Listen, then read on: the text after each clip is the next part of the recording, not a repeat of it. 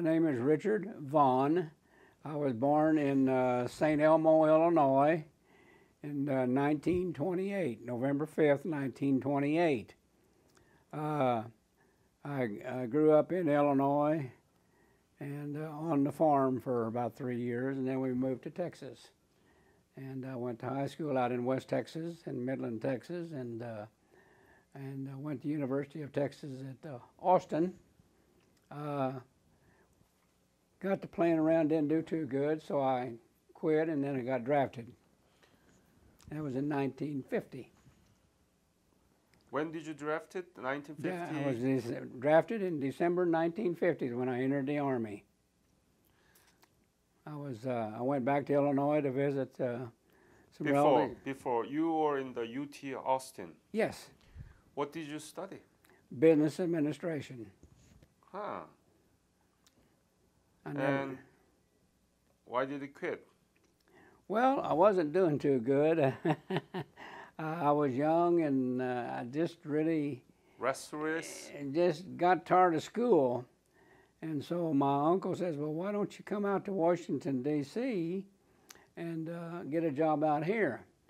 So I went out there and interviewed with the Census Bureau, and they were going to hire me, and I got my draft notice. Huh. So I had to go back to Illinois and was inducted in the Army then.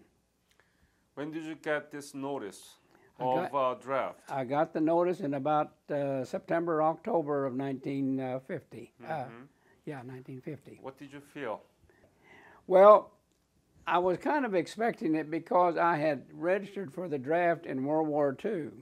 Oh. And right after I got my draft registration, they quit the draft 5 days later.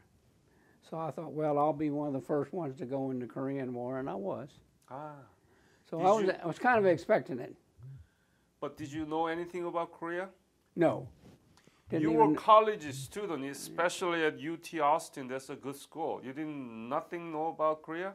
I knew nothing about it. They didn't teach you? No, no, no. It was a foreign land to me at that time. So, can you describe the kind of your mind that, oh boy, I'm going to a country where I've never been, I don't know nothing about it, but I may lose my life? Yes, I was scared. I was scared. I thought, well, I'm going to go in the Army. They train you to fight, and but I was young, and at that age, you fear something, but yet you don't. But I was anxious to go. I was anxious to go for my country. I was proud to go and everything, and so I was ready. So where did you go for basic training? Okay, I went for basic training at Fort Leonard Wood, Missouri. I went through 16 weeks of infantry basic. And then after we got our basic done, they cut it back down to 8. So I was the last of the 16 weeks, and that was a long time. And then after that, I went to 8 weeks of leadership school at Fort Leonard Wood. What do you learn from leadership school? What do you mean by leadership school? What well, I was a squad leader in basic training because I had some college, and I was a squad leader. And they taught you how to deal with people and lead with people and things like that and everything. And it was helpful to me. It was really helpful. I've used it throughout my life. So the Army taught me a lot of things. Did your family react to the decision that you are about to be headed to the Korea anyway? Well, of course, they were very patriotic, and they were glad to see that I was going to help the Koreans, but they were scared. They didn't know whether I'd come back or not. While I was in basic training, I got married. Oh, you were married? I got married. How about that? Tell me more about your birth. Well, I was going with this girl in Illinois, and She was in high school, and so we decided to get married. How long have you been knowing her? I knew her about 2 or 3 years prior to that. And her mother said, well, I'll consent if she graduates from high school. I said, oh, yeah, you got to graduate from high school, absolutely.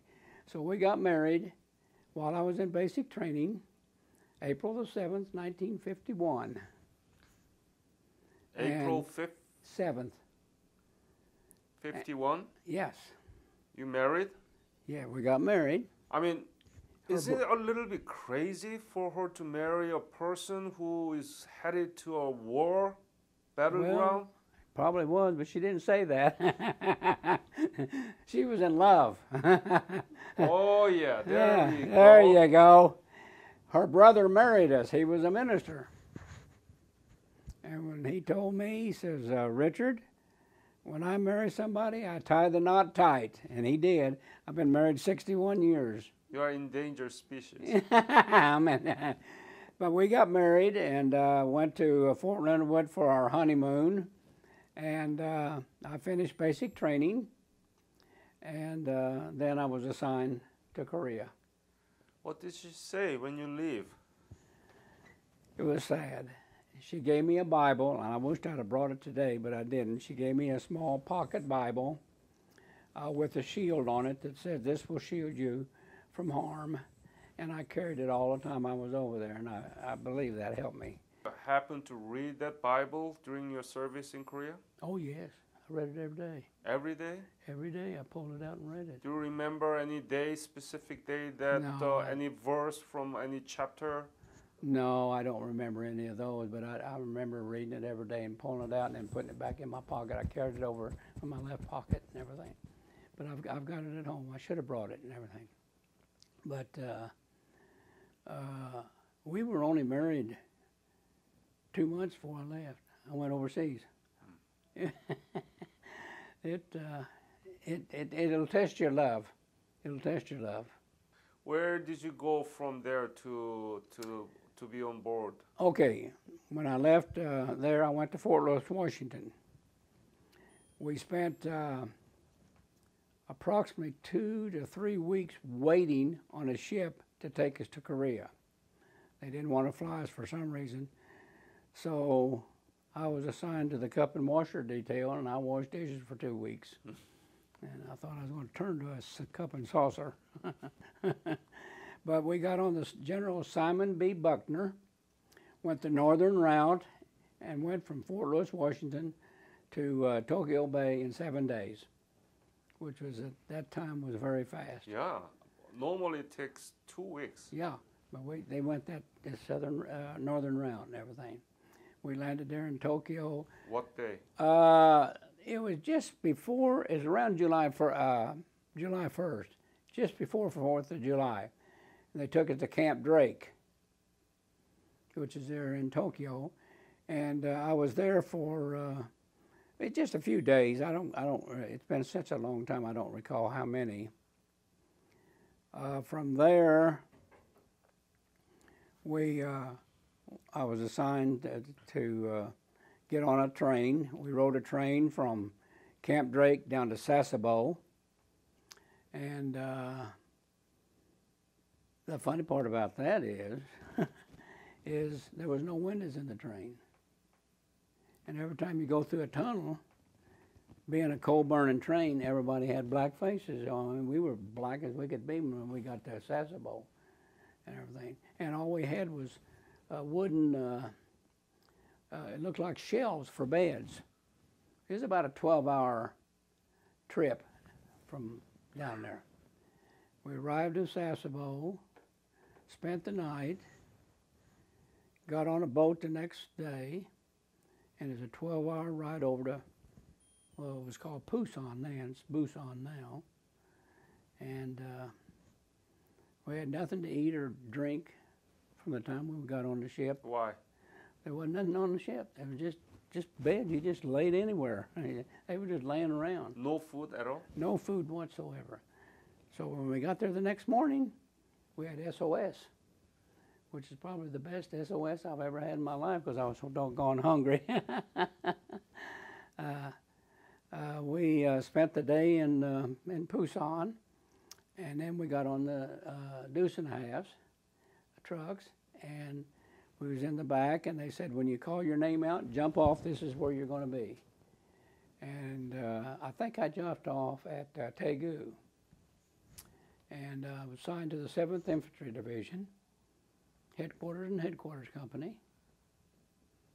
Mm-hmm. And they made me a Jeep driver at that time. And I drove a lieutenant who I don't recall around at that time. I don't remember his name at all whatsoever. But I helped out in headquarters and headquarters company, and just kind of done whatever they told me to do. I had no specific job whatsoever except a Jeep driver, and I just drove everybody around and everything. So how was Daegu situation that's around August of 1951, right? No, that was in, yes, August of 51. It was quiet at that time. It was quiet. I could hear the artillery in the background and all that, but we weren't in any danger whatsoever. No ever. The only incident that we had at Daegu that I can recall was one day the lieutenant and I was driving around, and we saw smoke up on the mountain, and he said, "Let's go up there, Sergeant, and see what's coming off." And we drove up there. And it was Were you sergeant? I was a sergeant then. I made a sergeant real fast. Wow. And probably because of my education. I don't know. Anyway, we drove up there, and it was a Chineseman. He had a little bonfire, and for a smoke signal was all it was, because it was warm at that time. And when we got up there, he held up his arms, and all he said was chocolate, chocolate, chocolate. So he wanted to be captured. So we put him in the Jeep, took him back down to the headquarters, and turned him over to the CIA. I don't know what happened to him. Chinese? He was a Chinese in soldier. He was a soldier. In Daegu? Yeah. So what was he? I don't know where he come was from. Was he a spy? Huh? Was he espionaging? I don't really know. All we know is I think he wanted to be captured. How did you know that he is Chinese? He told the lieutenant that he was Chinese. He speaks English? Yeah. Oh. Very little, but he spoke. He told him, he said, "Me Chinese, Chinese, Chinese." Kept saying that and everything, but all he wanted was chocolate. And I guess, of course, a lot of them asked for chocolate over there. Good Lord, and everything. Where did you sleep? I had a little, what they call it, a little pup tent, and tent. And we had a little houseboy. We had houseboys. What's his name? You know, I can't remember. I was trying to think that was coming over here. What I knew you was going to ask me. I can't remember, but I remember him making flowers out of paper. They're the most artistic people I've ever seen in my life. He made me all kinds of flowers and put them up and everything, and like that and all that. But they took care of us real good. We really had it made there. I was in no danger whatsoever, and but I stayed there at headquarters for quite a while, and then they assigned me to another unit, and I can't remember the unit, as a rifleman, squad leader rifleman. Then about a week or two later, I got a call that says the general wants to see you. So I went over there, and he says, "We're going up to the mountain." I said, "Okay, sir." And he says, "I want you to be the gunner on an M60. And an M60 is nothing more than a tank with the top cut off, and it's got the big cavity in there. Got 2 twin Cadillac engines in it. It'll go 60 miles an hour. I guess that's where they get its name." So we went up there, and I didn't know, but there had been a battle the day before. and we topped that You're hill. talking about Daegu, right? Still. Yeah, yeah. And This there is, was this a is battle? north of Daegu. Yeah. There was a battle there Yeah, there was a battle north of Daegu. between. It was probably around September or October. Yeah, but between North Korean. Oh, I assume it was North Koreans and the U.S. Army, or the United Nations forces. Yeah.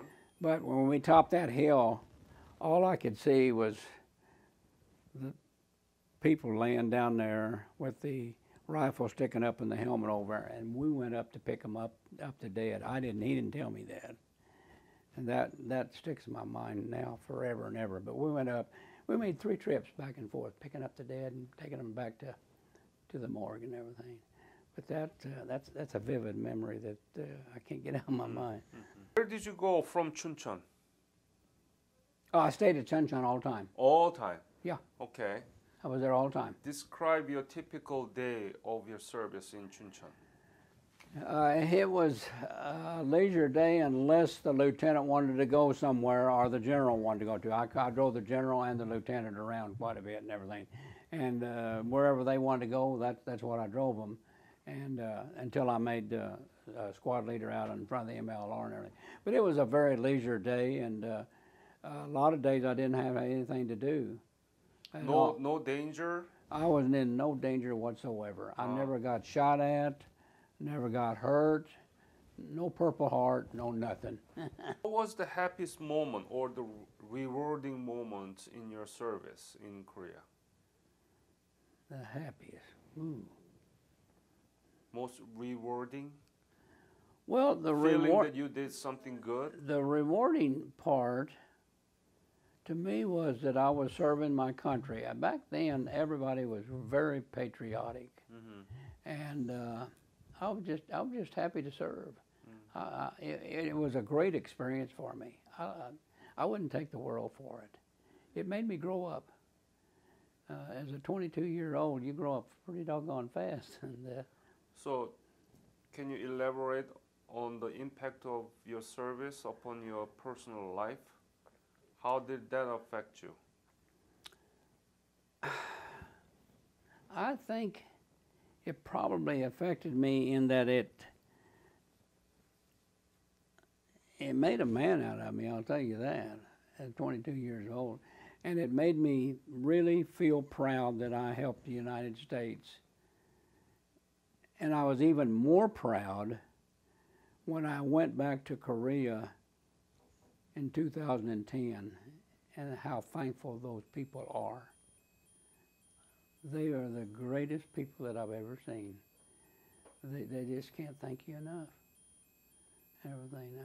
My son and I went back, and I think he agreed with me. Everything, but you know, they have a revisit program. Yep. And I think it's just rewarding to know that I helped somebody, and that they're doing so doggone good now.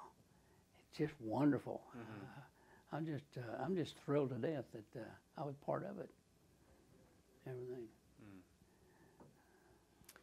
So do you think that is the legacy of Korean War and Korean War veteran? Yes. Yeah, we talk about it all the time. We talk about it all the time, how thankful we are, and our organization is. I'm just real tickled that I'm in it. Do you have any comments or lesson that you want to share with our young generations?